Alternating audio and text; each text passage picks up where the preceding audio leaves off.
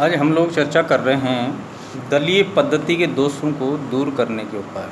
देखिए, party system में बहुत से दोष, डीमेरिट्स हैं, इसमें कहीं कोई संशय नहीं। उसको दूर करने के कुछ उपाय बताए गए हैं। जैसे सबसे पहले है कि दलों के निर्माण का आधार वर्ग, वर्ण या धर्म नहीं होकर आर्थिक और सामाजिक, आर्थिक और राजनीतिक विचारधारा तथा कार्यक्रम, यानी जो भी लोकतंत्रात्मक व्यवस्था में जो भी राजनीतिक दल हैं उनके निर्माण का आधार किसी धर्म जाति विशेष के आधार पर नहीं होना चाहिए। जाति धर्म के आधार उनका जो निर्माण है वह आर्थिक और राजनीतिक विचारधारा तथा कार्यक्रम के अनुसार। जिन राजनीतिक दलों का निर्माण का आधार आर्थिक और राजनीतिक विचारधारा पे आधार, तो उन राजनीतिक दलों का जो जीवन है, राजनीतिक जो विचारधारा, वो लंबे समय तक चलता है। और जो राजनीतिक दल केवल और केवल जाति धर्म के आधार पर ही सिमट के रह जाते हैं, वो राजनीतिक दल ज़्यादा सत्ता में नहीं रहते हैं, क्योंकि वो जाति विशेष, धर्म विशेष, वर्ग विशेष को ध्यान में रखकर शासन कार्य करते हैं। और इसलिए देखिए, हमारी लोकतंत्र, विशेषकर भारत की लोकतंत्रात्मक व्यवस्था में देखिए बहुत से राजनीतिक दल ऐसे जो 30-30, 35-35 साल तक कंटिन्यू शासन सत्ता में रहे हैं। कारण उन्होंने सभी, अभी पश्चिम बंगाल में जो कम्युनिस्ट सरकार थी ज्योति बसु के नेतृत्व में 35 साल उन्होंने शासन कार्य किया। बहुत से ऐसे मुख्यमंत्री हैं जो 20-20 क्षेत्रीय राजनीतिक दल हैं। बहुत से ऐसे लोकतंत्रात्मक व्यवस्था में देश की सरकारें हैं जो 15-20 साल तक रिपीट हो रही।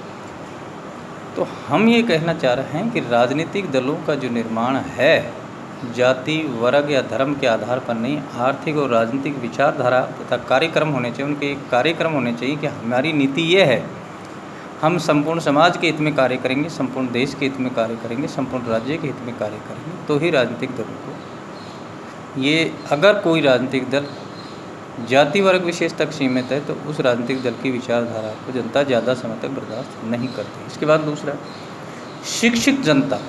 देखिए, किसी भी राजनीतिक दल का एक मुख्य दायित्व है कि वो जनता को शिक्षित करे, जागरूक करे और जनता को उनके अधिकारों को समझाने का भरसक प्रयत्न करे। जैसे आज हमारे संविधान द्वारा, भारतीय संविधान द्वारा नागरिकों को अनुच्छेद 19 के अनुसार 6 स्वतंत्रता दी गई।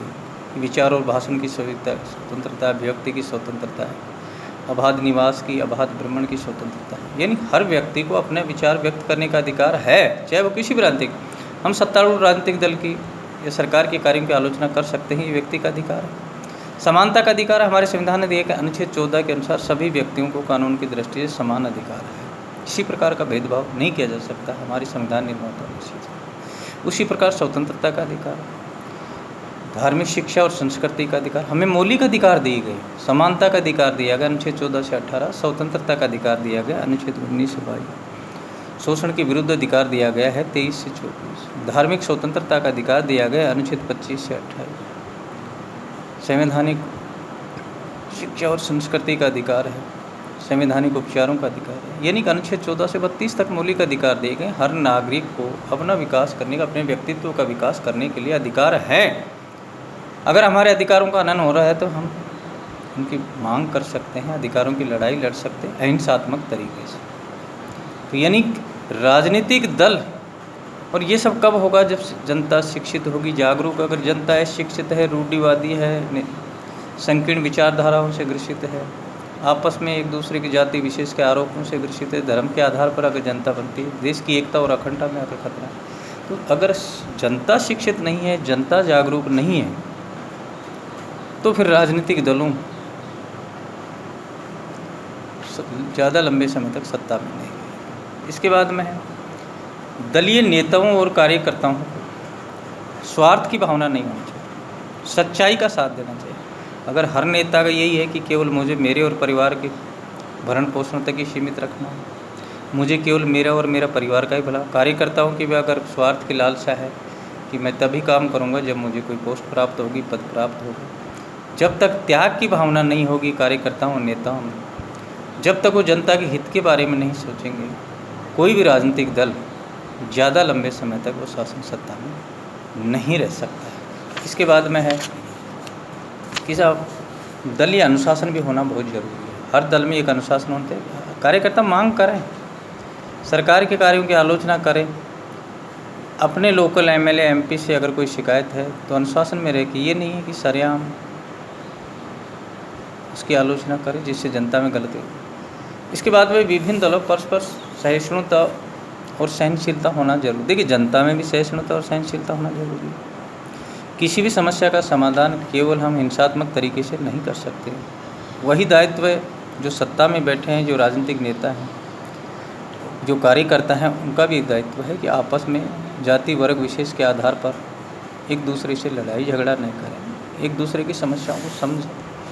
और केवल जाति और धर्म के आधार पर हम एक दूसरे पर आरोप प्रत्यारोप करते हैं तो उस देश की लोकतंत्रात्मक ज़्यादा सफल नहीं होगी। वो देश आज भी विकासशील है। और जहाँ इन चीज़ों को महत्व नहीं दिया गया है, जहाँ सहिष्णुता, सहयोग, सामंजस्य की भावना नहीं है, वहाँ विकास नहीं। देखिए, विकास में तभी संभव है किसी भी देश का विकास जब तक कि वहाँ इन संकीर्ण विचारधाराओं से राजनीतिक दलों पर उठे। सभी राजनीतिक दलों का नैतिक नियम और व्यवहारिकता होना चाहिए। देखिए, आचार विचार में शालीनता होनी चाहिए, सद्व्यवहार होना चाहिए, समानता का व्यवहार होना चाहिए, आचार संहिता का पालन करना चाहिए। आज जब भी किसी देश की लोकतंत्रात्मक व्यवस्था में अगर चुनाव के समय भी आचार संहिता का पालन किया जाता है, आचार संहिता में जो भी नियम हैं उन सबका अगर कड़ाई से पालन होगा, आराम से अगर उन नियमों का पालन किया जाएगा। कई बार राजनीतिक दल अनैतिक कार्य, भ्रष्टाचार का सहारा लेते हैं, जनता के सामने प्रलोभन दे के वोट लेने की कोशिश करते हैं। तो इस प्रकार के अनैतिक कार्य, शराब बांटी जा रही है, पैसे दिए जा रहे हैं, ये अनैतिक कार्य किसी भी देश की लोकतंत्रात्मक व्यवस्था में शोभा नहीं देते हैं। इसलिए राजनीतिक दलों को आचार संहिता या नैतिक नियमों का पालन करना भी जरूरी है। अगर कोई राजनीतिक दल अनुचित कार्य करता है तो उसको नियंत्रण और प्रतिबंधित कानून होने चाहिए, उसको द्वारा चुनाव आयोग द्वारा उस पर प्रतिबंध लगाना चाहिए। तो इस प्रकार हम कह सकते हैं कि किसी भी देश की लोकतंत्रात्मक व्यवस्था में राजनीतिक दलों को सहयोग और सामंजस्य होना चाहिए। उनमें धर्म जाति के आधार पर नहीं, आर्थिक और राजनीतिक कार्य कर विचारधारा होनी चाहिए। जनता का शिक्षित होना जरूरी है। दलीय नेताओं और कार्यकर्ताओं को स्वार्थ की भावना से ऊपर उठना चाहिए।